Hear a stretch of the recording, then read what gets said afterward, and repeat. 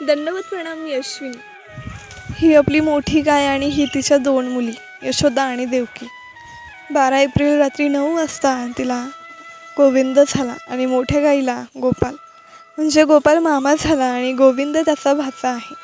ही अशी जोडी मिळणं म्हणजे लोक म्हणतात नशीबच. खरं तर दोघेही अगदी एकमेकांची कॉपी पेस्ट आहेत. यशूबद्दल सांगते म्हणजे यशोदा. सगळ्यात पहिल्यांदा आमच्या घरात यशू जन्माला आली तेव्हापासूनच वासरांबद्दलचं प्रेम, जिव्हाळा, काळजी, गोडवा मला जवळून चाखायला मिळाला. यशूची पहिलीच वेळ असल्यामुळे तिला थोडा त्रास झाला. वासरू बाहेरच येत नव्हतं. पण आम्ही सगळ्यांनी ओढलं, डॉक्टरांना बोलवलं, तेव्हा हा गोविंद जन्माला आला.